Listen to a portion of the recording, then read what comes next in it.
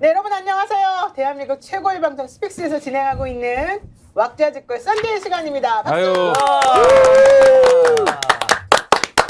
네, 자 2023년 2월 5일 일요일 오후 5시 우리 방송 나가고 있는 중인데요. 자, 지난주에 일이 정말 많았습니다. 그래서 우리가 이렇게 처음에 일을 시작한 사람이 일을 끝낸다. 이제 이런 게 있지 않습니까? 그런 의미에서 그 멤버, 제일 핵심되는 멤버를 중심으로 해서 제가 말씀드리겠습니다. 우선 김종대 의원이 나오셨습니다. 아이고. 안녕하십니까. 예. 대한민국 지금 티맨이세요. 제일 정의의 사도가 되셨습니다. 아이고 부담됩니다. 네. 예. 자, 어쨌든 김종대 의원님께서 천공 얘기를 시작하시면서 왁자지껄에서 이 네. 왁자지껄 일요일 판에서 네. 처음 그 얘기를 하면서 모두에게 불똥이 튀고 있습니다. 아, 이거 커질 지금 줄 몰랐어. 2달 전에 이 방송이었죠? 네, 맞습니다. 이 방송이었습니다. 자, 그래서 우리가 할 수 없이 김종대에게 엮인 벌로 오늘 모여가지고 그 이후에 벌어진 일을 설명을 좀 듣고 예. 또 향후 어떤 식으로 일이 진행이 될 것인지 한번 예상해보는 그런 오늘 날로 할 건데요. 그러면서 정치권의 뒷이야기를 탈탈탈탈 털어보는 시간을 갖도록 하겠습니다. 자, 우선 김종대 전 의원님 제가 어른으로서 먼저 소개를 드렸고요.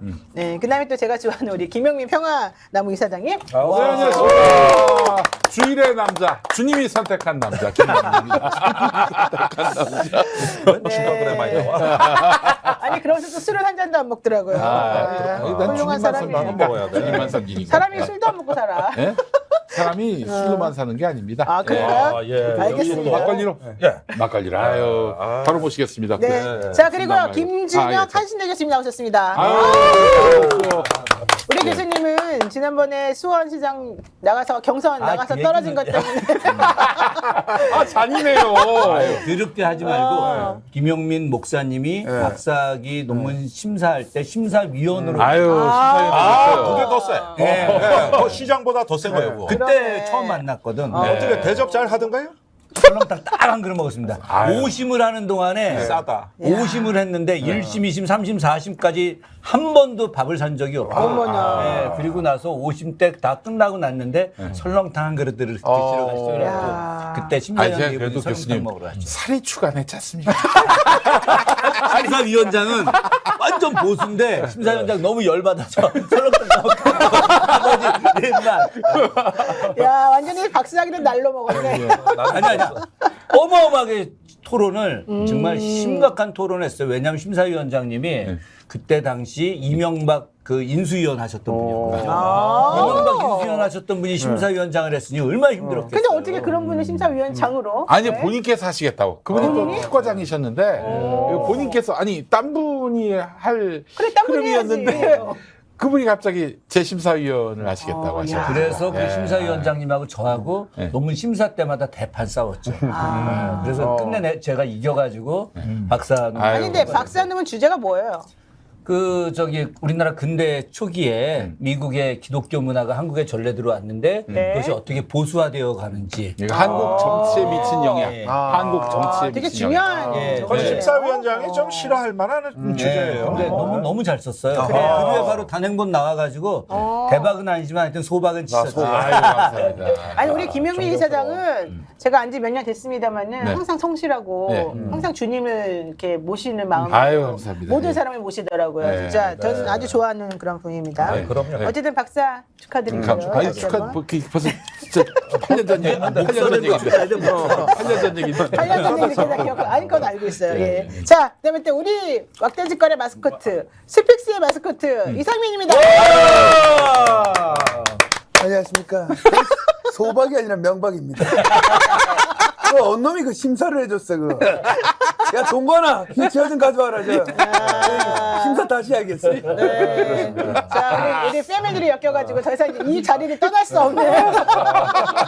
지방령이 됐습니다. 아, 너무 똑같아요, 진짜. 정말 아니 그 재치가 있는 게 어떤 말을 하고 나면 어떤 사람의 캐릭터를 어떻게 말해야 되는지를 어떻게 순간순간 저렇게 글쎄 말이야. 생각해내죠? 예. 공부 잘 못했을 것 같은데. 아, 공부는 못했으나 남들 공부할 때 저는 이제 그 영상들을 많이 봤습니다. 아. 돌발 영상. 돌발 예, 영상. 예. 되게 다 나옵니다. 그렇군요. 네, 그렇습니다. 역시 대상 부른 나무는 좀 다르군요. 우리가. MB 때 제일 탄압받은 콘텐츠가 YTN의 돌발령. 아, 그렇죠. 맞아요. 네.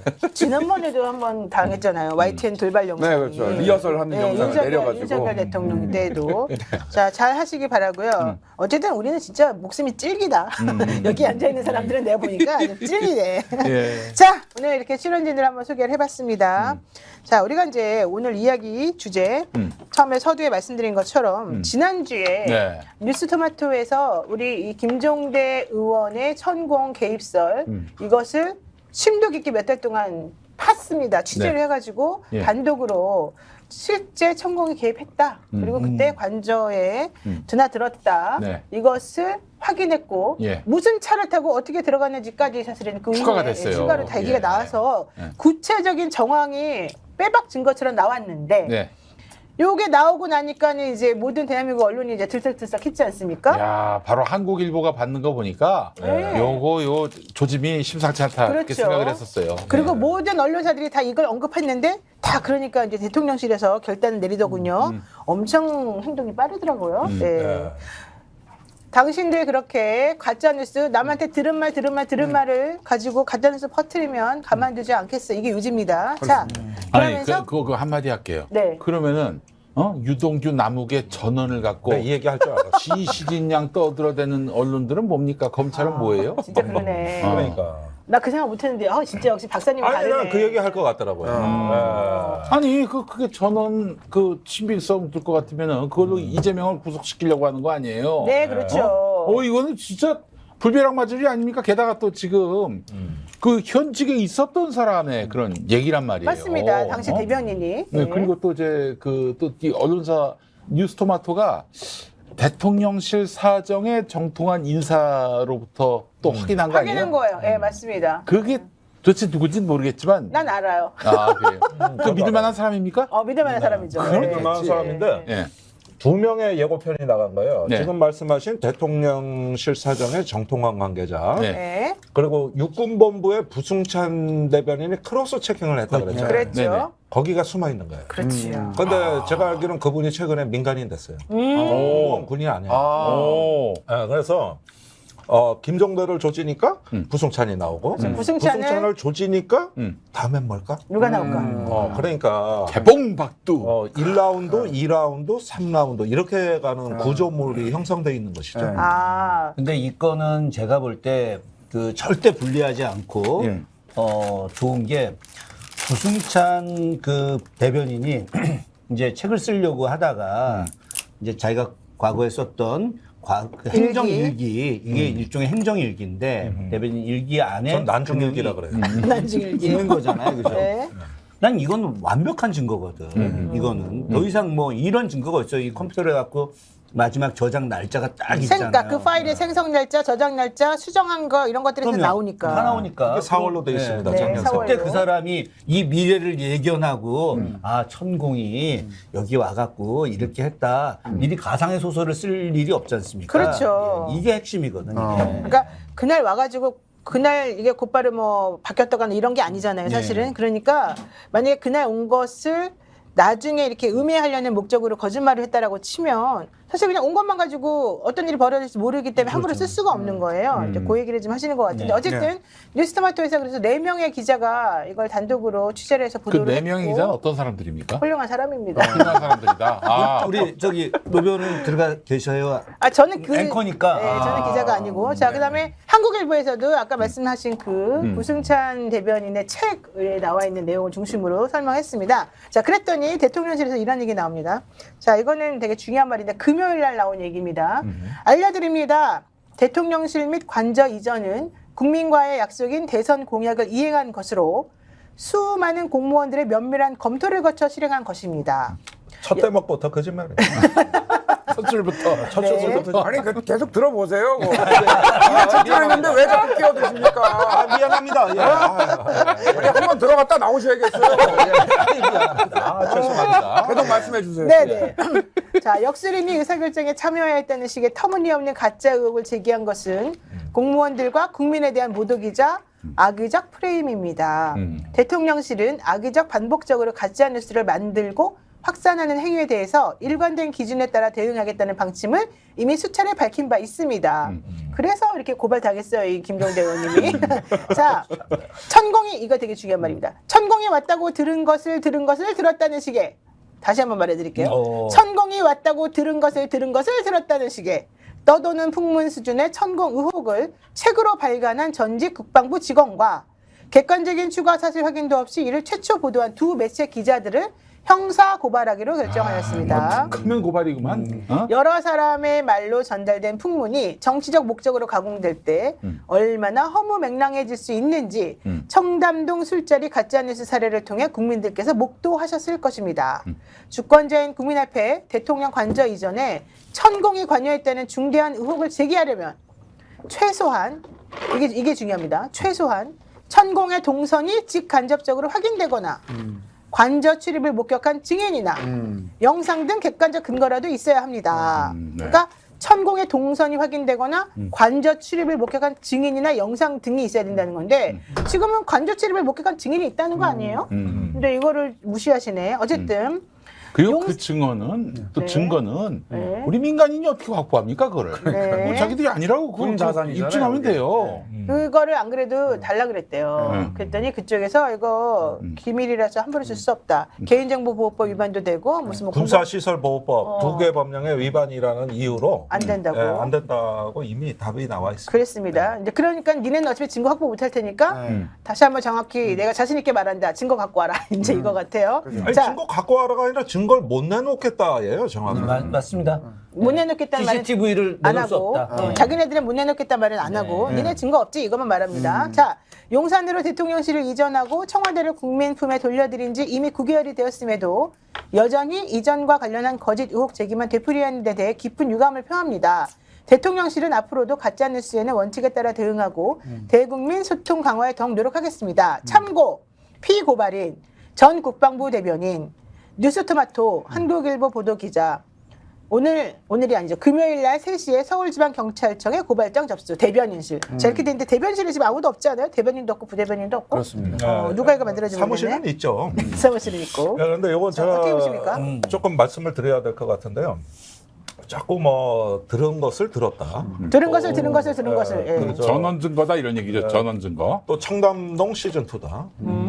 그다 뭐 이런 얘기고 저기 그 책을 만든 거는 정치적으로 이름 날려 다음 총선에 출마하기 위한. 예, 돈 벌려고 그러는 거다. 이렇게 뭐 그럽니다. 이런 이야기들이 있는데 전부 주변적으로 너절너절한 얘기만 끌고 와가지고 너절한 언론은 자꾸 이야기예요. 피해가는데. 아, 자, 청담동 그 술자리와 다른 점은 이것은 국가의 지휘계통, 군의 그 보고를 생명으로 하는.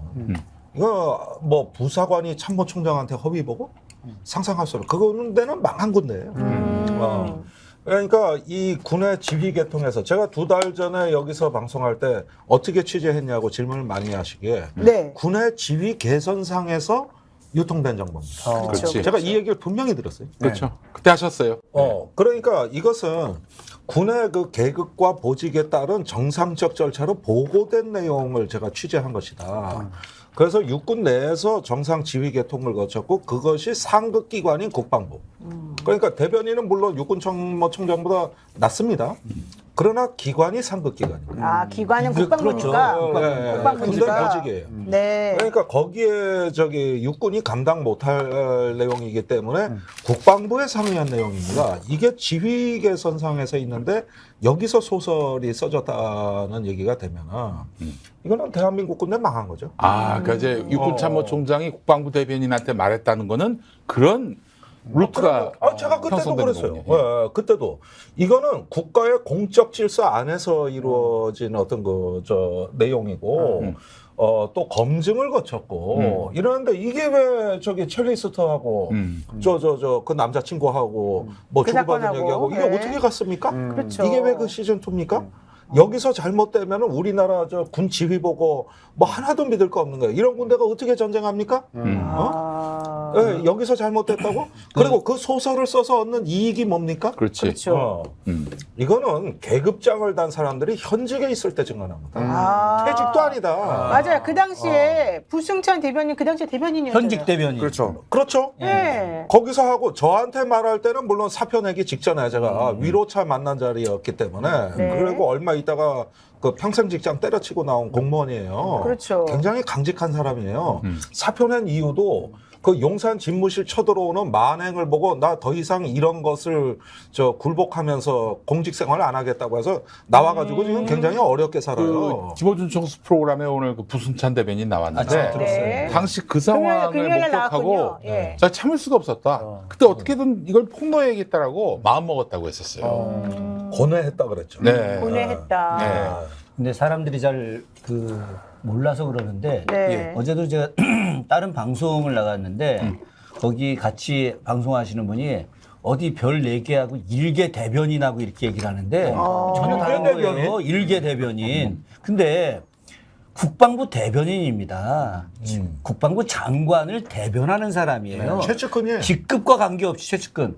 왜 지금 김용 저 민주연구원 부원장이 감옥에 갇혔냐? 그 사람이 이재명 당대표 최측근이라고 하지 않습니까? 네. 경기도지사 시절에 김용 선수가 대변인이었어요. 3급 대변인. 그 위로 2급도 드글드글하고 1급도 꽤 있는데도 불구하고 3급 대변인이었던 김용 대변인이 사실상 굉장히 실세적 역할을 했거든요. 대변인이라는 자리가 그런 자리예요. 그러니까 육군참모총장이 그건 중요한 게 있는 게 내가 그 두 사람을 다 잘 알아요. 남 총장하고 대변인을 예. 굉장히 잘 알아요. 다 술도 먹고 어울려 다녀본 사이고 그러는데 그 남영신 참모총장은 정규 육사 출신이 아니라 학군 ROTC 출신입니다. 네, ROTC이죠. 그런데 문재인 정부 때 육사를 많이 배제하고 일반 출신들을 많이 등용하고 해공군을 우대해 줬어요. 그러다 보니까 안보지원 사령관 3스타로 그 요직에 진출한데 이어서 참모총장으로 간 거예요. 참모들이 육군본부 내려가 보니까 전부 육사야. 뭔 영이 안 서. 그러네. 뭔 지시를 해도 그렇죠. 그러면서 뭘 개혁을 좀 해보려고 그러면 저거 육사 죽이기 프레임이다. 이런 데 넣어버리고 이러니까 그때마다 국방부 대변인한테 전화해서 어이 부대변인 뭐해요? 그러니까 뭔 일 있으십니까? 계룡대 한번 좀 내려오지. 그 가면은 부승찬한테 주로 털어놓는 게 나 힘들다. 정말 참모총장 때려치고 싶다. 부승찬 대변인은 어떤 분입니까? 제 보좌관을 했는데 네. 그 친구는 공군사관학교를 나와서 영관급으로 이제 군의 소령인가? 근무를 하던 중에 네. 그 뜻한 바 있어가지고 공군 위탁 그 교육생으로 연세대 정예과에 편입을 해요. 그럼 또 대학 가지고 그래가지고- 배네 또. 그러네. 참 다양. 거기서 박사 학위를 받아 국제정치. 그 박사 논문이 굉장히 탁월해요. 제가 어디 가서 그 논문을 많이 소개해요. 그래서 그 논문 쓴 게 저한테 인상적이라서 제가 보좌관으로 영입한 거예요. 네. 그 전문성을 본 거거든요. 그래가지고 제가 국회의원 할 때 초기 2년간 보좌관을 했어요. 근데 이제 국방부에 처음에 장관 정책보좌관으로 갔다가 이후에 저 대변인으로 영전을 하더라고. 그런데 그때마다 야 남영신 총장 잘 좀 도와드려라. 저도 그 얘기를 했어요. 네. 근데 아이고 말도 마십시오 형님. 한숨만 쉽니다. 그 육사 출신들 틈에 그 한가운데 베껴가지고 뭔 개혁만 하려고 그러면 반대한다. 네. 그러면서 정말 힘들다. 이래가지고 둘이 술도 먹고 얘기도 많이 했고 그리고 이제 이런 얘기를 하는 뜻은 장관한테 내 얘기 좀 잘 들여라. 이런 뜻이 있는 거예요. 둘 사이가 굉장히 긴밀했군요. 그렇습니다. 거짓말할 이유도 없고. 아이, 거짓말할 이유도 없고 그래가지고 정말 육군에 또 돌아가는 이야기를 또 대변인도 알고 싶거든. 네, 네. 그래서 수시로 같은 거요. 만나고. 그런데 그 문제 작년 4월 1일 그 유도탄 전략사 개편식에서도 저 대변인 앉아 있는데 정말 맺힌 게 하고 싶은 얘기가 있거든. 그렇죠. 그래가지고 대변인 꼭 할 말이 있어. 이런데 바쁘거든 지금. 네. 장관도 와 계시고. 그 장관 있는 데서 이런 얘기 막 할 수도 없고 뭐 국방과학연구소, 기무사령부, 뭐 공군참모총장 다 있는데 자리거든. 그래서 저 잠깐 화장실 좀. 그러니까 그럼 나도 같이 갑시다 해서 따라온 거야. 그 맥락이었구나. 그거예요, 그거. 설명이 그렇게 돼 있더라고요. 예. 지금 자. 대통령실의 그 아까 길게 설명했던 네. 그 브리핑이 줄여서 얘기하면 이거 아닙니까? 아니 왜 증거도 없이 그렇게 얘기만 듣고 하는 겁니까? 그렇죠. 증거를 그렇죠. 까란 말이야. 네. 있어? 없어? 사람이 있냐고. 그러면 제가 궁금했던 게 그 증거는 지금 어디 있습니까? 이거는 말이죠. 네. 그 3월에 어느 시점에서 카니발 2대가 그 한남동 공간으로 왔잖아요. 그렇지. 예. 앞차에는 김용현, 그다음에 경호처장. 또 지금 경호처장, 예. 그다음에 윤핵관 의원 한 명. 그것도 게다가 윤씨드만 보니까. 이렇게 벌써 이름이 막 돌아다니던데. 다 돌아다녀. 윤 씨가 몇 명 없는데. 이름 많이 다 알아요. 네. 이렇게 타고 있었고 예. 뒤차에 예. 천공이 타고 있었어요. 아하. 그런데 여기서 그날 네. 그 출입자한테 그러니까 관저도 둘러보기 전에 이거부터 한 것 같은데 뒷차를 출입 기록에 남기지 마라. 아. 이건 남기지 말라는 거예요. 네. 근데 이런 일은 흔히 있어요. 그 저 총장이 외부에 누구 손님 모시고 이제 자기 관저로 가는데 그 어디 그 기록이나 그 저 근무 서는 사람들한테 야 아는 사람이니까 빼 이래놓고 근데 원래 그러면 안 심지어는 되잖아요. 근데 자기 차에 태우잖아요. 그러면은 그렇지. 누가 왔다 모르지. 갔는지도 몰라 그런 거잖아. 그렇지, 그렇지. 그렇죠. 그런 방법으로 저도 참모총장 공간을 가끔 가본 사람이야. 네. 내가 국방부 장관 공간도 가보고 한미연합사도 네. 그렇게 가면 안전하거든. 신분증 꺼낼 일 없이. 그렇지. 근데 그럴 법도 한 게 여기가 사적인 공간입니다, 관저가. 아. 그다음에 사인들이 오게 돼 있거든요. 그러면 야야야 이거 빼고 하면은 이럴 때 이제 기무사나 국정원이 잘 봤다가 저 공간에 요즘 수상한 사람이 드나드는 것 같아. 정보 수집을 하고 하면 근무일지 가서 보고. 그렇죠. 정보기관이. 그런 다음에 한 놈씩 불러내요. 야 최근에 어떤 사람 왔다 안 갔어? 이런 식으로 정보 수집하는 거야. 그러니까 지금 이상민 씨 얘기는 네. 그 증거라고 하는 거는 결과론적으로는 남영신 총장으로부터 들었다는 부승찬의 말밖에 없는 거 아니냐. 그렇죠. 그걸 지금 CCTV 나 이런 말하는 거죠. 거가 있지 않겠느냐. 대통령실도 그렇게 주장하고 객관적인 있네. 증거가 없는 거 아니냐. 네. 지금 이 질문이거든요. 네. 그거는 당장 지금 증거 보전 신청이라든가 뭐 다 해야죠. 그건 민주당이 해야 될 일이 그겁니다. 지금 해야 될 게. 자꾸 민주당 얘기하면서 절쳐다보고 민주당이 뭐 이렇게 힘 있는 사람도 아닌데. 아이 뭐 민주당은 민주당은 자기 할 일을 좀 잘했으면 좋겠습니다. 알겠습니다. 가서 잘 해야 될 전하겠습니다. 일이 예. 그거고. 그다음에 의혹 당사자들의 통화 기록, 그다음에 저기 휴대폰 추적 이거 1년치 보관하게 돼 있거든요. 그러니까 3월에 일어났으니까 다음 달이 1년이기 때문에 이제는 저 제출 안 해도 돼요. 아니 그래서 그러니까 지금 그거 보전 신청해야 되는 거예요. 그 얘기를 안 그래도 그쪽에서 하더라고요. 예. 그 이제 증거가 없다고 주장하는 쪽에서 특히 이제 김용현 그 경호처장이 말이라고 이제 얘기를 하면서 하는 얘기가 그러면 통화 기록이나 이런 거 가지고서 그럼 확인해봐라. 나 그 당시에 그 타임에 곡이 없었다. 내가 그럼 그 사람이랑 같이 있었다는 거를 천공의 거 핸드폰, 본인 핸드폰, 뭐 이래가지고 그럼 기록을 한번 있었는지 없었는지 한번 체크해봐라. 이런 얘기를 합니다. 그럼 해야지. 그 얘기는 체크해봤자 아무것도 안 나올 거다. 이 얘기잖아요. 내가 그렇게 바보같이 너네들이 체크하도록 놔두겠냐? 이게 나중에 문제가 되면 결국 그거 먼저 체크할 텐데 이렇게 생각하고 그냥 그런 증거 자체를 아예 없애버렸을 수도 있지 않겠냐. 깔 수 있겠냐? 너희들 어. 실력은 깔 수 있겠냐? 이것도 있을 수 있어. 그러니까 그 두 가지로 실제는 없앴을 수도 있고 물론 뭐 남아 있을 수도 있겠지만 이런 식으로까지 된다 그러면 그 증거라고 하는 건 니네가 찾을 수가 없을 거다. 이제 이런 맥락이 있거든요. 네. 그러면 어떻게 해결해요? 근데 이제 남의 전화로 할 수도 있고요. 그렇죠. 다른 네, 사람. 거기 네. 부하들이 많으니까. 그렇죠. 그리고 그 부승찬 대변인의 그 책을 제가 읽어봤는데 김용현 TF장에 대한 그때 TF 부단장에 대한 평가도 나와요. 뭐라고? 삼성 장군까지 하고 사성 장군에서 진급에서 떨어져요. 장관 찾아가서 윽박 지르면서 당신이 나 왜 사성 장군 안 되냐고 그랬던 사람이다 당시. 아 김용현이? 오. 그 장관이라면 서욱 장관을 말하는 거요? 그때가 누구한테? 사성 진급 대상이니까 아마 정경도 장관이니까 장관에게? 저 정확치는 않습니다. 아 그걸로 유명하신 분이다. 그런 캐릭터다. 그다음에 그 삼성 장군 진급도 여기부터는 내 얘기인데 그 저기 자신에게 불리한 진술을 한 부하를 무고죄로 걸어가지고 완전히 죽탕 내버리고 그 저기 삼성 장군 진급했어요. 왜냐하면 도저히 삼성 진급이 안 되는 사유가 나왔어요. 네. 국가인권위에 진정이 들어갔다고. 네. 그 부하가. 뭐 갑질 이런 거였나 보죠. 아니 그 저 17사단장 할 때 그 의인이라고 칭송된 병사 하나가 있었어요. 그 임진강에서 사계 청소라고 부유물 청소를 하는데 그러던 중 익사를 했어. 아이고. 어머나. 그런데 이게 어떻게 둔갑을 하냐면은 동료를 구하려다가 대신 익사했다. 어. 이래가지고 신문에 미담이 나갔는데 네. 부대원들이 일제히 언론사에 제보한 거예요. 가짜 아니다. 뉴스입니다. 아. 조작됐습니다. 어. 그러니까 이제 기관 조사가 들어왔잖아요. 누가 조작했느냐. 그런데 그 밑에 연대장이 조작했던 걸로 한 거거든요. 예. 근데 연대장이 이제 그걸로 좌천된 거예요. 그래가지고 육사에 가가지고 이제 생도 뭐 교육대 이런 데서 이제 쭈그러져 있었는데 어느 날 신문을 보니까 자기가 모신 사단장이 3스타 진급 대상 후보로 올라와 있네? 나 이제는 못 참아, 내가. 아, 내가 그냥 아니. 그렇게 누명을 쓰고 거의 좌천된 것까지 오케이인데 날 그렇게 누명 씌운 그놈이 저렇게 올라간다고? 저 이거 사람이 못 참아? 진급대?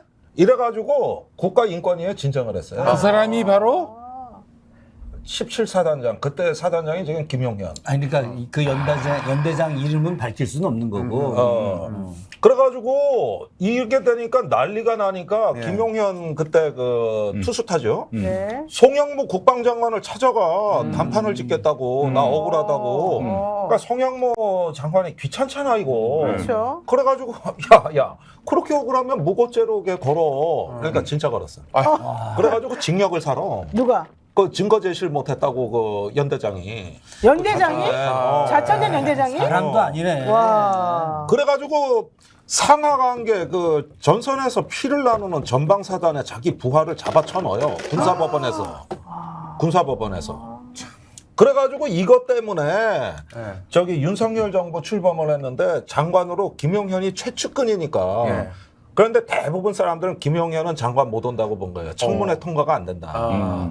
이런 것이 저 부하 고발에 감옥 보내고 이거 다 나오는데. 예. 아 어떻게 그래 전우를 그것도 그 부하를 그러니까 그런데 그 인권위 진정에는 자기는 빠져 죽은 줄도 몰랐는데 사단장한테 전화가 왔다. 야, 걔 누구 구하려다 죽은 거 맞지? 맞지? 그래 현장에 도착하기도 전에 그 전화를 받았다는 거야 자기는.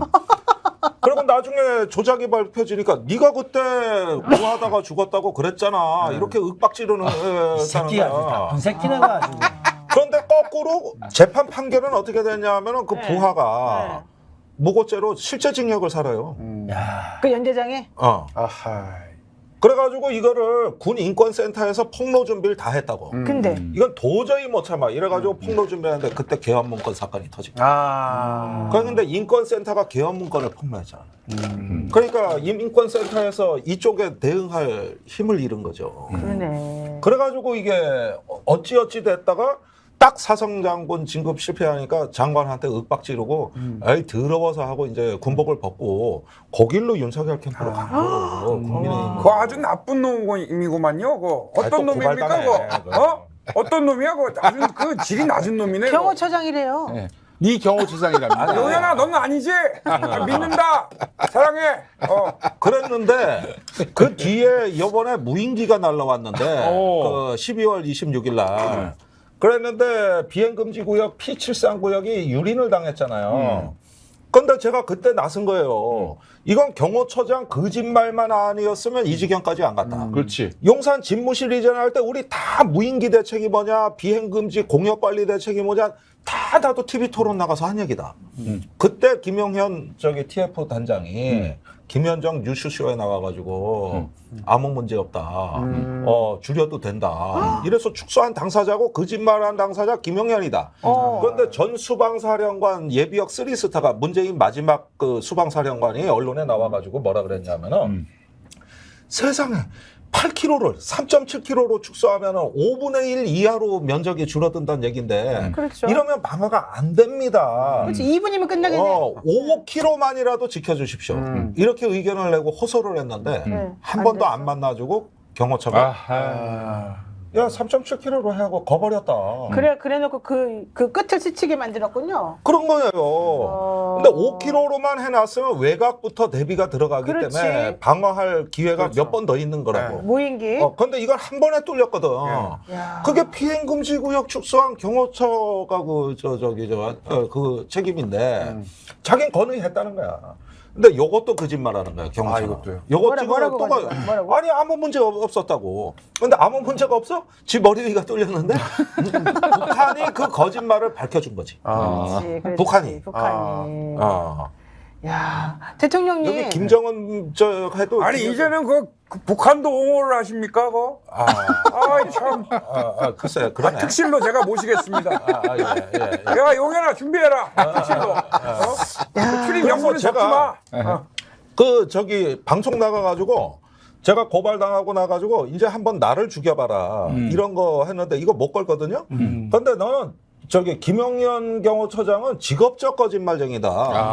현역 때나 지금이나 직업적인 거짓말쟁이다. 그리고 저 사람은 이 정부를 파멸로 몰고 갈 위험 인물이다.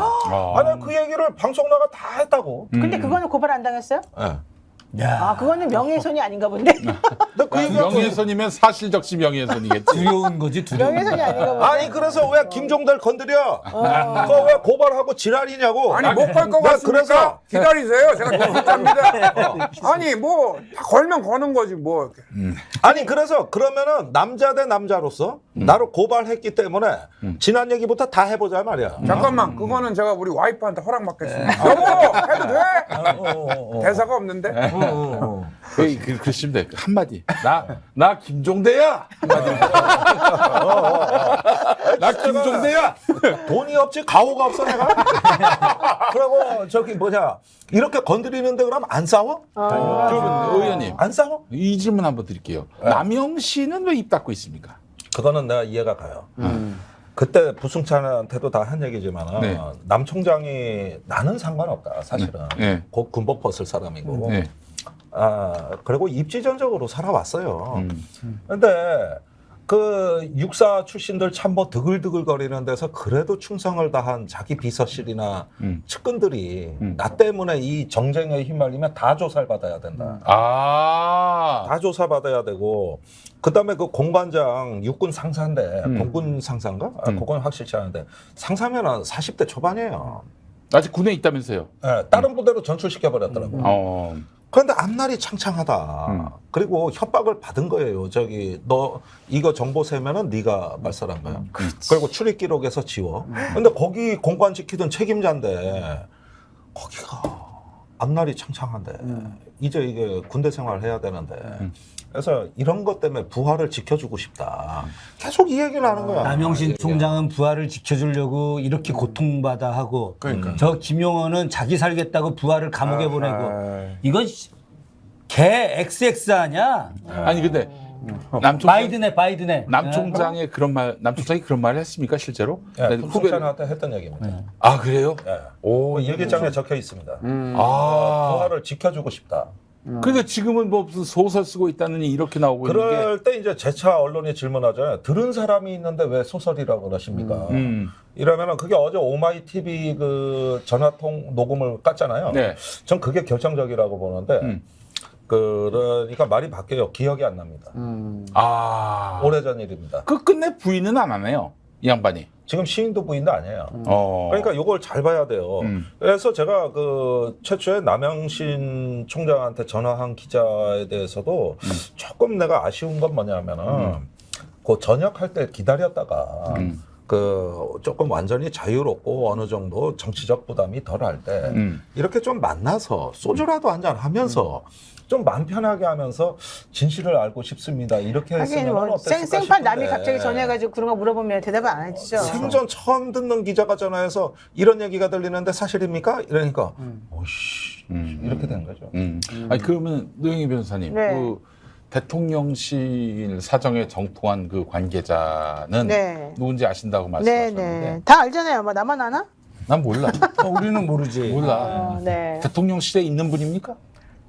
아니죠. 대통령실에 있는 사람과 아주 친한 사람이죠. 좀 저명한 사람입니까? 엄청 저명하죠. 네. 네. 그래요? 요즘 핍박받고 있는 사람이죠. 네. 핍박을 받고 있다? 네. 자, 주진우 그럼 기자는 아니죠? 주진우 거기는 기자가 핍박받을 무슨 일이 핍박을 없어요. 원래 받아? 내가 때문에. 아, 네, 알겠습니다. 아, 저기, 이재명 전 부대변인입니까? 그럴듯해요. 그리고 그분도 확인을 한 거고.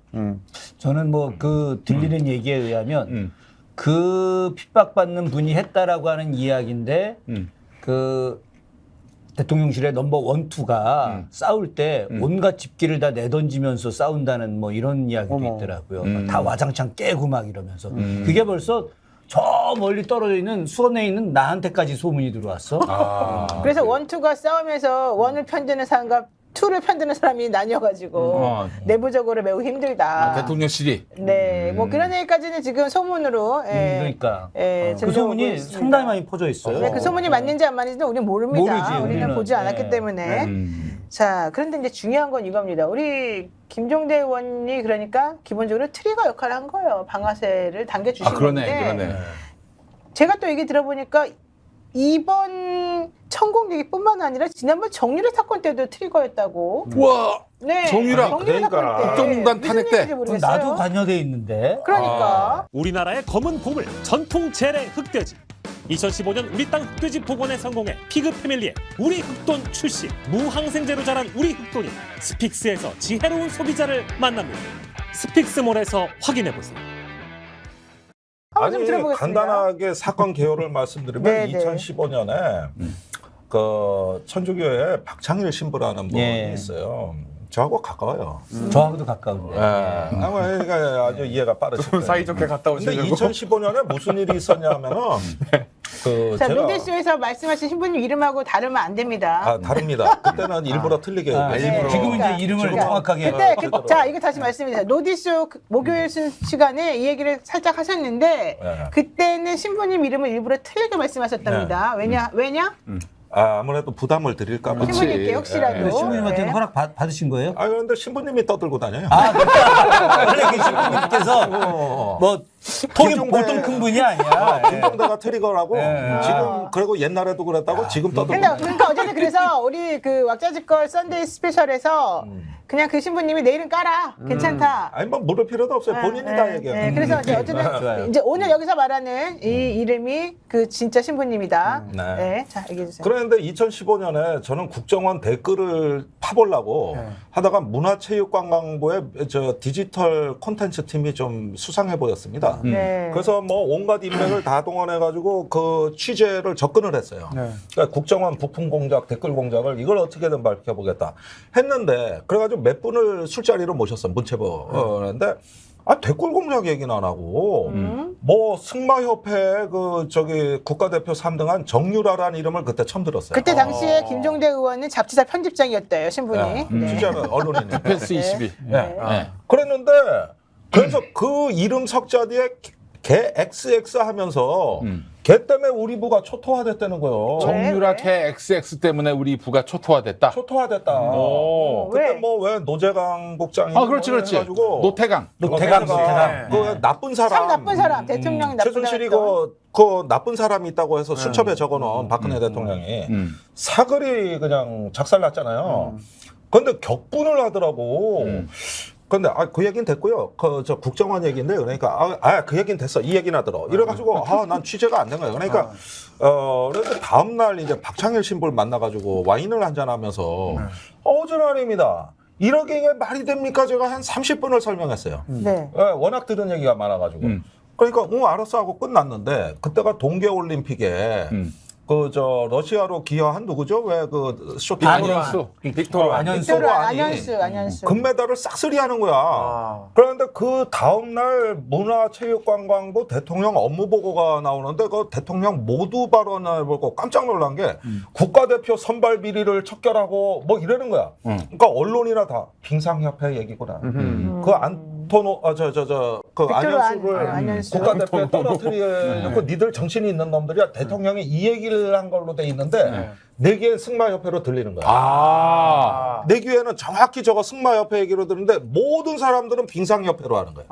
근데 정신없는 문체부 대변인실에서 그 다음날 무슨 발표를 하냐 하면은 빙상협회 특감을 하겠대. 지금 동계올림픽 중에 그러더니 다음날 더 놀라운 발표를 하는데 어제 발언은 와전된 거고 빙상협회 특감 계획은 없대. 그러니까 내가 보니까 승마협회를 빙상협회로 착각해서 소동해봐. 이게 다 보여. 그때만 해도 정유라가 최순실 딸이라는 걸 모르셨어요?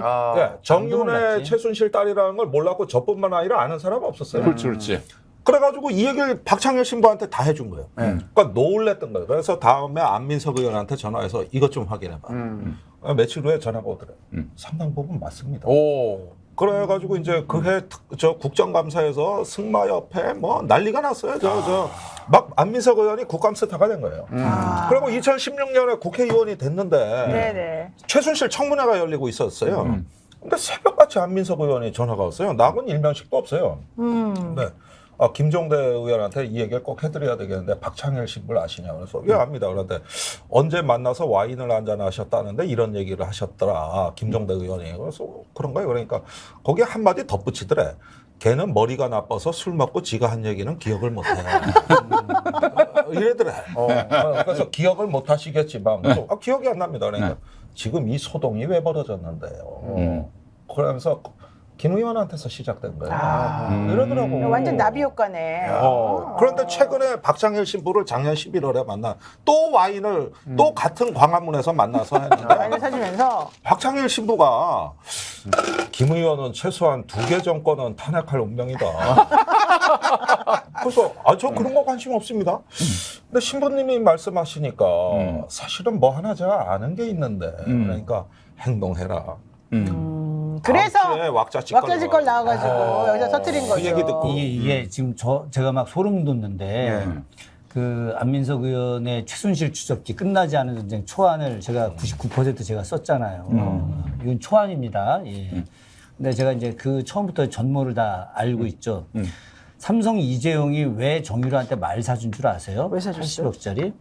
이걸 일반인들이 잘 모르는데 그 무슨 재단 이게 경영권 승계를 위해서 그렇지. 그런데 왜 그런 말이었느냐 이게 되게 중요한 거예요. 이게 지금 이제 다 연결되는 건데 마장 마술로 정유라가 아시안 게임 가서 금메달을 tab니다. 근데 그때 같이 딴 애가 한화그룹 회장 아들이 그렇죠. 같이 따요. 김승현 아들. 그런데 얘네들이 어떻게 해서 마장 김동성이잖아요. 그 친구. 왜 아시안 게임 가서 땄을까? 일본이 출전을 안 해서 그러는 거예요. 일본이 아시아에서 마장 마술이 제일 잘하는데. 최고야. 그런데 일본은 아시안 게임은 우습게 해서 출전을 안 해요. 그래서 일본이 출전을 안 하고 대신 그나마 마장 마술은 무조건 말싸움이야. 말이 정말 좋은 놈이면 무조건 금메달을 먹는 거고 기술이 아무리 좋아도 말이 허접하면 못 먹는 거예요. 네.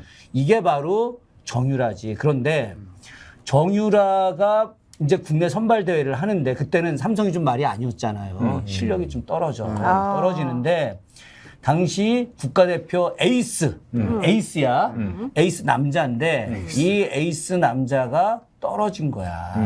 왜 떨어졌느냐? 실력은 최고인데 떨어진 거예요. 점수를 낮게 준 거 아니었어요? 그렇지, 낮게 준 거죠. 일부러 심사위원들이. 떨어뜨렸다는 거죠? 정유라를 1등 시켜주려고 그 아버지가 격분을 한 거예요. 격분을 해가지고 그런 과정들이 이제 그 박창일 신부님한테 이제 또 이야기가 이제 이렇게 간 거고 그게 우리 김종대 의원님한테 가게 된 거고 다시 안민석 의원한테 온 거고 저한테 이제 오게 돼서 제가 자료 정리를 이제 쭉 하게 된 건데 이게 정유라 건이 어떻게 된 거냐?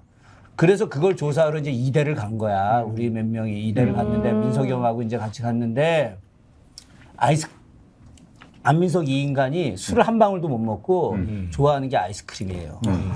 네, 우리하고는 그래서 친하지만 안 맞지 그런 면에서 나는 김종대 형하고 이제 술은 이게 맞는 건데 아이스크림을 먹으러 가자는 거야.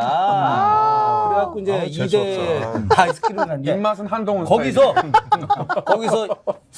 당시에 정유라 같은 과 여학생들이 어서 최순실 딸내미가 들어왔는데 뭐 저게 학교도 한 번도 안 오는데 A 학점 맞고 이 얘기를 뒤에서 한 거야. 그래서 아이스크림 먹으러 갔는데 거기서 들은 거군요. 그렇지. 와. 그래가지고 이제 그걸로다가 정유라는 애가 있네. 근데 그 애가 최순실 딸이래.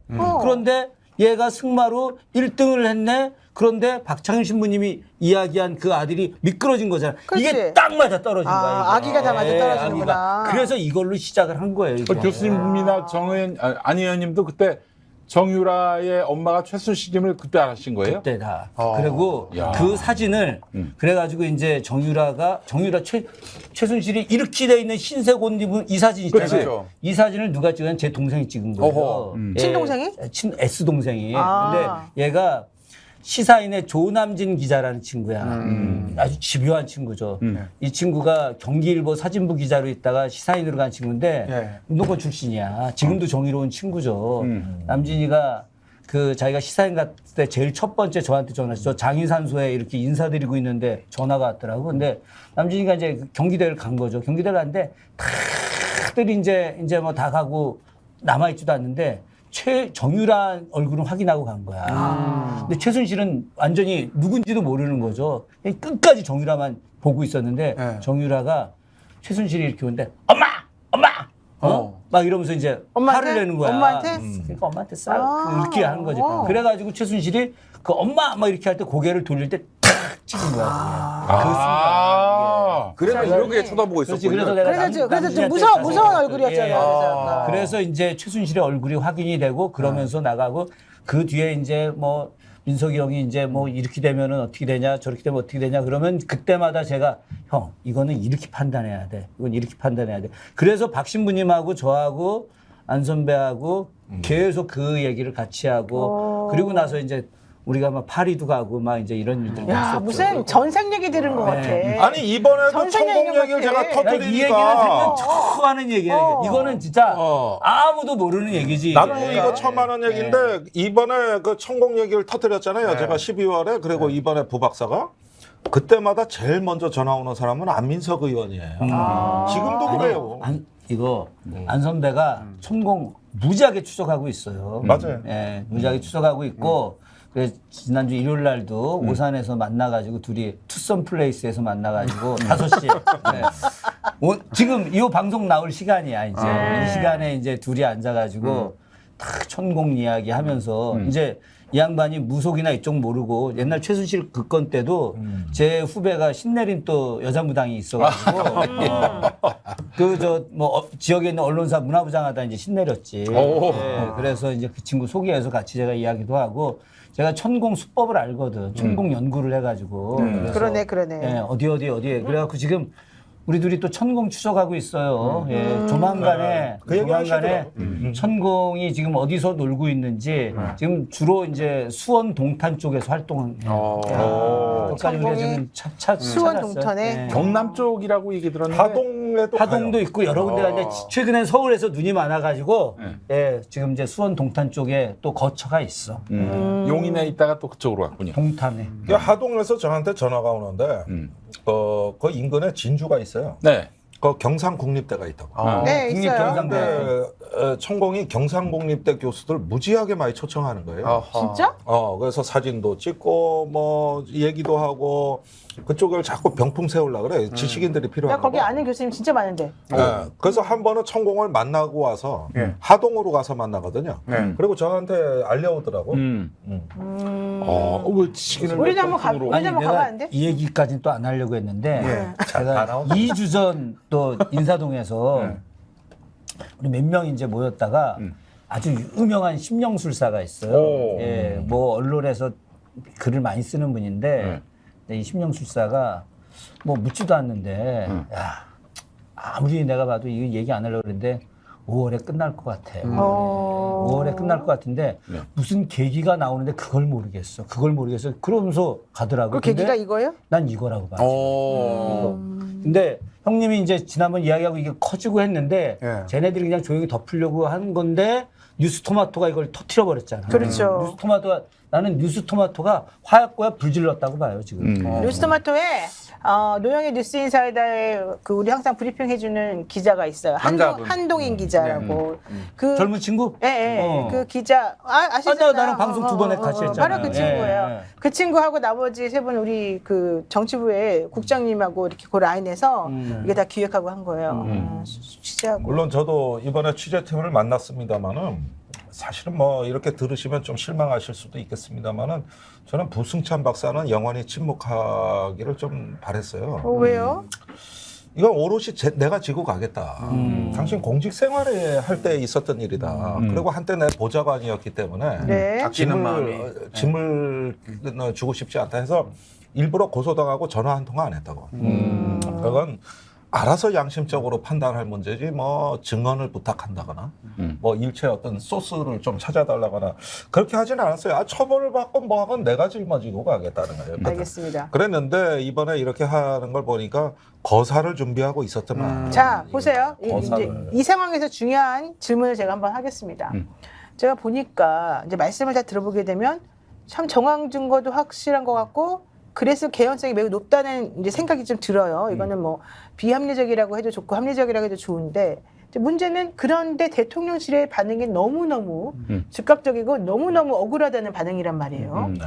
그리고 지난번에 김종대 의원 고발할 때까지만 해도 이 사람들이 그냥 초장에 남들에게 이 얘기가 전파되는 걸 막으려고 하나 보다 이제 요 정도까지만 생각을 했었는데 네. 이번에는 일파만파 지금 너무 커지고 있지 않습니까? 게다가 부승찬 대변인이 책까지 써가지고 구체적인 정황을 정확히 밝히고 있단 말이에요. 네. 자, 그런데도 불구하고 또 역시 이번에는 뉴스토마토 기자 4명하고 한국일보 그 기자들을 쫙 다 같이 고발하고 원래 남영신 총장도 고발하겠다고 하다가 지금 그분은 뺐어요. 내가 뺀 걸 보니까 일부러 남영신 총장을 안 건드리는 게 좋다고 전략적으로 생각했을 가능성이 커요. 그렇잖아. 남영신이 부승찬에게 얘기했다 그러는데 남영신을 보호해주면 남영신 총장도 생각을 좀 하겠죠. 본인이 침묵하는 게 나을지 아니면 말하는 게 나을지를. 근데 괜히 이렇게 괴롭히면 이 사람도 다른 생각을 가질 수 있을지도 모른다고 하겠죠. 자, 그렇다면 혹시 이런 건 제가 아까 그랬잖아요.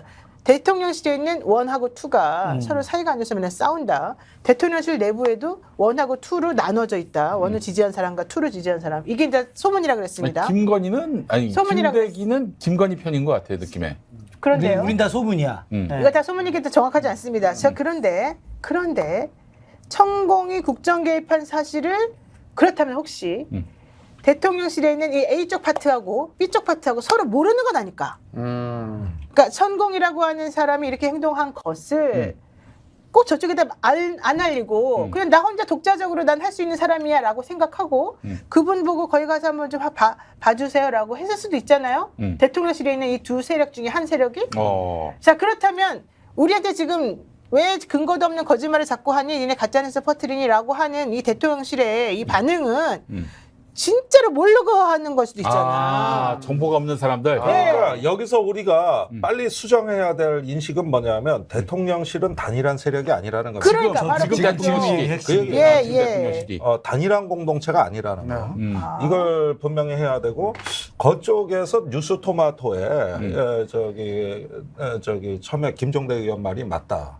이렇게 한 거는 되게 12월 저 방송 나가고 고발 뭐 한다 할 때 벌써 그때 왔거든요. 네. 근데 제 생각에는 그쪽에서 입장에서 보면 뉴스토마토 기사가 너무 미흡한 거예요. 왜냐하면은 사실은 그 기사는 단순히 김종대 의원 얘기가 맞다 이렇게 쓰는 걸 원한 게 아니에요. 천공 말고 더 있다는 얘기를 한 것이죠. 천공 말고 누가 더 있어요? 그건 내가 지금 밝힐 수가 없어요. 나는 사실 또 들었는데. 그러니까 공직자 아닌 사람입니까? 그러니까 거기 들어갈 자격이 없는 사람. 그러니까 이걸 이제 저도 조사받을 때 사인들이 왔다 갔다 그랬는데 네. 근데 육군에서도 그때 똑같은 말을 했다고. 그러니까 이런 게 아직까지는 안 나온 거예요. 언론에는. 그랬는데 그쪽에서 봤을 때는 세게 써라 이왕이면 천공보다 더 중요하다. 다른 인물이.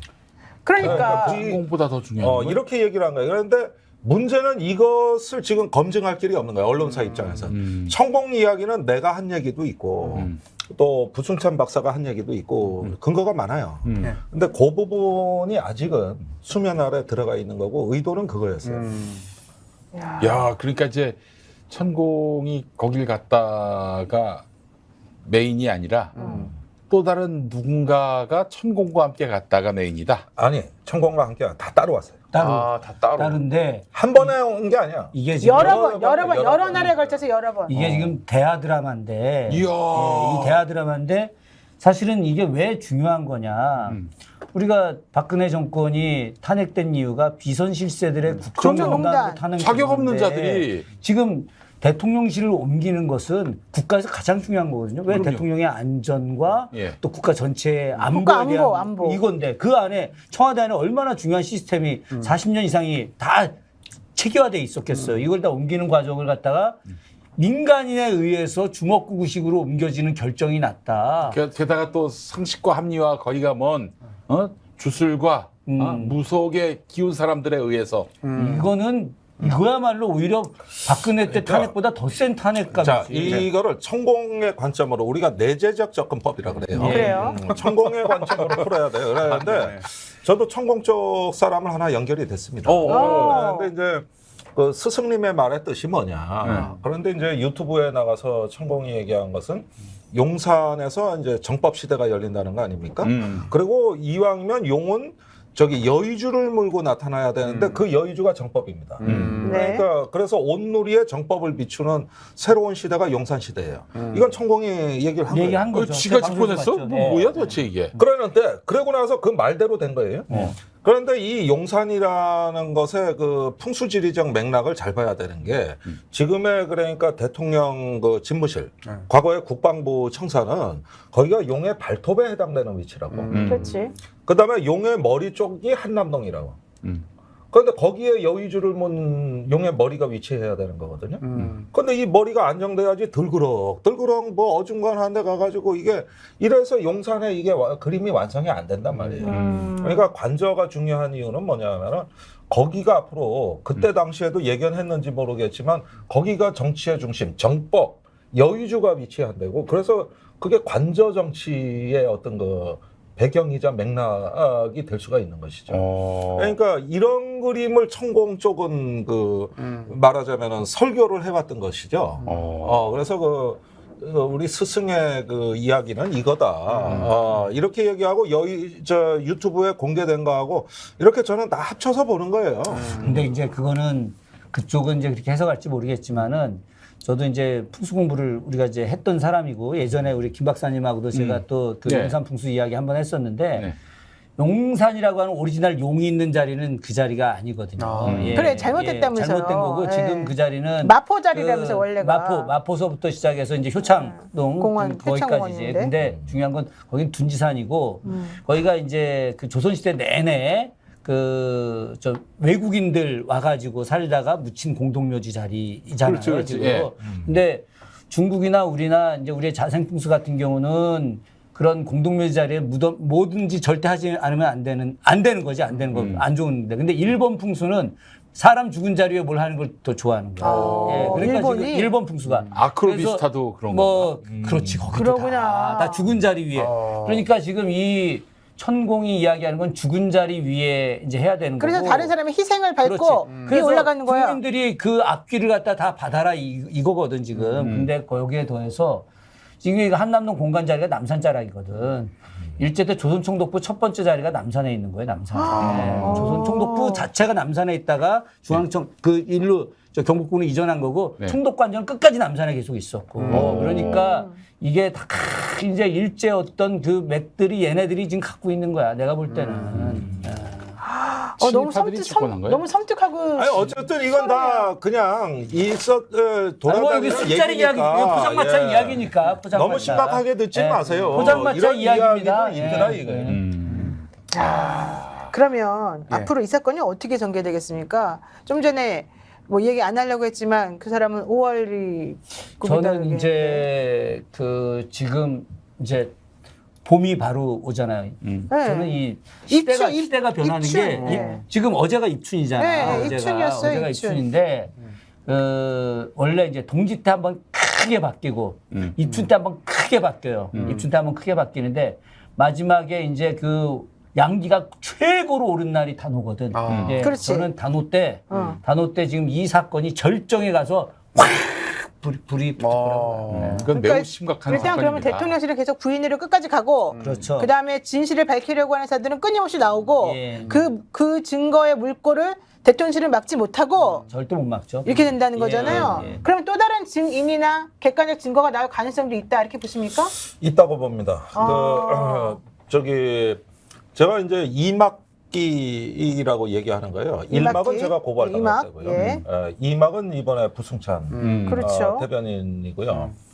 근데 3막과 4막은 존재합니다. 아. 그러나 이제 그걸 구체적으로 말씀드릴 수가 없는 것이죠. 네. 그리고 제가 알기로는 이걸 알만한 위치에 있는 사람들이 지금 말을 할 수 있는 조건들이 많이 충족돼 가고 있고 가장 중요한 건 뭐냐면은 저도 이런 류의 뭐 인신공격 뭐 여러 가지 어떤 갈등 투쟁 뭐 30년 동안 많이 겪어봤는데 그럴 때마다 항상 외롭다는 생각을 했거든요. 싸울 땐 외롭다. 근데 이번은 그렇지가 않아요. 아, 외롭지 이게 왜 않다. 다르냐면 내가 싸우는 게 아니라 시민들이 싸우는구나. 나보다 시민들이 앞서가고 내가 그 뒤를 따라가는구나. 이런 게 느낌이 달라요. 그런 것들을 봤을 때 앞으로 시민들을 따를 분들이 생긴다는 거예요. 왜냐? 내가 싸우는 게 아니라 댓글이나 뭘 봐도 이제는 이런 문제가 우리 사회의 공론회장에서 너무나 중요한 화두가 된 게 핵심은 이겁니다. 한국 사회는 재정일치 사회가 될 거냐 민주공화정을 지킬 거냐. 네. 이 선택을 묻는 거예요. 그럴 때 시민들의 응답이 오고 있고 민주주의는 지켜야 된다. 이렇게 되면은 그동안 이제 밀실에서 자학만 되시고 고립돼 있던 사람일지라도 나와서 이제는 저 진실을 말할 수 있는 이런 여건과 분위기가 성숙된다는 거고 그게 이제 이 어떤 3막 4막 전쟁을 구성하게 될 거다. 그 사람들이 존재한다. 1막, 2막을 말씀하셨는데 마지막 장에 누가 나올지 알고 있습니다. 이분이 이런 말씀하실 거예요.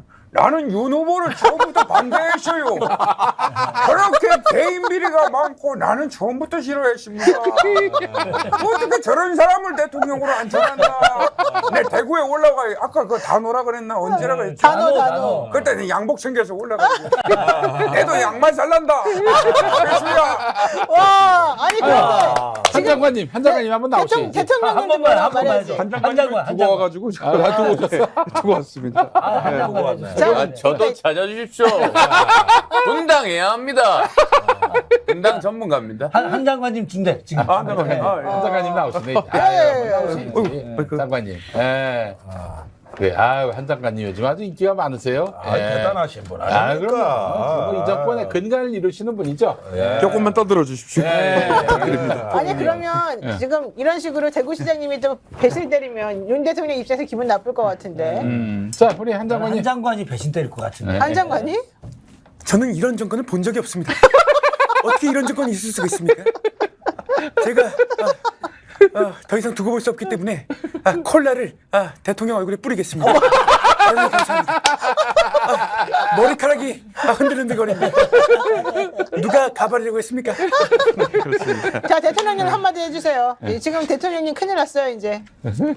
아니 여긴 어디야? 나 특실로 모셔줘야지. 나는 여기다 모시면 어떡해? 아니 여보 당신이 하란 대로 했잖아. 어이 참고 반갑습니다. 그렇습니다. 아유. 야, 근데 우리가 지금 이렇게 얘기하면서도 한편으로는 너무 씁쓸하고 이런 얘기를 우리가 지난번에 해서 계속해서 하고 있다는 것 자체가 사실 너무 싫은 상황 아니겠습니까? 뭐 한 나라의 국정 운영이라고 하는 것은 대통령과 국민들이 같이 철학을 공유하면서 나아가야 되는 것인데 어디서 나타나는지도 모를 그분의 그 근본도 없는 맥락도 없는 그런 발언 한마디 한마디에 일희일비하면서 이 국가 대사가 이렇게 좌지우지 된다는 건 정말 생각만 해도 끔찍합니다. 우리 지금 솔직히 말해가지고 대통령 취임한 이후에 관저 이전 관련해서 지금 직간접 비용이 1조 원에 달한다라고 하는 글쎄 얘기가 말이에요. 있고요. 앞으로 쓸 돈까지 다 뺏어. 실제로 지금도 대통령실에 계속해서 리모델링이 이루어지고 있다는 얘기가 나오고요. 그리고 더 중요한 거는 국가 안보가 계속 구멍이 뚫리고 있다는 그런 걱정이 많이 있는 상황이거든요. 근데 그런 모든 것들의 원인이 뭐 특별하고 당연하고 합리적인 근거 때문이 아니라 도대체 믿을 수 없고 근거도 없는 바로 이런 이상한 것 때문이었다라고 한다면 우리가 어떻게 이 대한민국을 정말 발전된 민주공화국이라고 생각하면서 살아갈 수 있겠습니까? 지금 여기 나와 있는 분들 다 목사님, 박사님, 우리 또 크리에이터님, 교수님 다 이 앉아있는 지식인들이 한 목소리로 지금 똑같은 염원을 하고 있는 중이에요. 저는 이게 언제 끝날지 너무 걱정스럽고 이런 일이 왜 계속되고 있는지 이해할 수도 없습니다. 자, 우리 스페셜 여기 왁자지껄 썬데이 편에서 저희가 한번 폼을 열었습니다만은 여러분도 한번 댓글 많이 달아주시고요. 앞으로 우리 어떻게 방향이 나아갔으면 좋겠을지, 혹은 대통령실에 어떻게 이제 의사를 전달했으면 좋겠을지 한번, 그리고 대통령이 지금까지 하신 거 뭐냐 물어보면 다 고발밖에 없어. 생각나는 건 고소고발밖에 없어. 이런 얘기만 지금 계속 들리고 있어서 이런 여러 가지 것들에 대해서 좀 제발 좀 이 민심을 좀 들어주시기를 바라겠다, 이런 말씀 드립니다. 근데 뭐 한마디씩 더 하고 싶으신 얘기 있으실까요? 예, 뭐 저는 경찰 조사에서도 얘기했습니다만은 진실은 이겁니다. 2014년에 정윤회 문건 사건, 십상시 사건이 터졌을 때 그때 박근혜 대통령이 엄중하게 사태를 받아들였더라면 2년 후에 탄핵당하는 그렇죠. 일은 없었다. 그러니까 제가 경찰 조사에서도 제가 뭘 폭로했다 그랬는데 그 윤석열 정부를 위해 좋은 일을 한 거다. 네, 근데 고발로 응답해 주셨다. 맞습니다. 그러면 이건 박근혜의 길로 가는 겁니다. 이건 뭐야, 제가 이 정부를 위해서 진짜 어떤 거 충고자 조언을 드리는 건데 이번에 또 고발로 응답하십니다. 이게 무슨 길로 가시는 거죠? 우린 이런 일을 이미 예전에 겪었어요. 네. 겪은 겁니다. 이때 이런 자극을 권력을 정돈하는 계기로 삼고 국민 앞에 자세를 낮추고 진실 앞에 겸손하면 그렇죠. 윤석열 정부는 그래도 기회가 있다. 저는 이거 정말 아껴서 생각해서 드리는 말씀이에요. 기회 주기 싫은. 그럼에도 불구하고 다 고소고발로 응답하고 계시는 거거든요. 네. 이거는 윤석열 정부가 저도 뭐 망하고 어쩌고 간에 이게 정치가 공멸하기 때문에. 그렇지. 네, 그래서 그렇지 지금 왜 공멸의 길을 가십니까? 지금 민주당이 무너지면 국민의힘도 무너지는 거예요. 네. 그런 면에서 어떤 충정의 말씀을 드린다 하고는 거고, 이 이야기가 가장 무서우실 거예요. 이게 바로 국민의 명령이고 저 가장 엄중하게 드리는 말씀이기 때문에 계속 이렇게 가는 거 멈추십시오. 그러지 않으면 진짜 공멸의 길이 기다리고 파국이 기다립니다. 네. 아유. 저는 우리- 한마디 네, 하겠습니다. 한마디, 예. 네. 멈추지 말고 계속 가십시오. 망하게. 아, 비둘기파 매파처럼. 계속 그대로 가세요. 잘하고 있습니다. 망하게. 아, 이거 참네요. 네. 자, 우리 교수님도 한마디 아니 뭐 해주시죠. 저도 간단하게 그냥 그 조작, 또 폭력, 압박 뭐 이런 걸로 일관된 사람들인데 이걸 계속해서 승승장구할 거라고 생각하면 오산입니다. 우리 국민들 절대 그거 인정하지 않습니다. 기대하십시오. 조만간 대가를 치르게 될 겁니다. 무섭습니다. 네.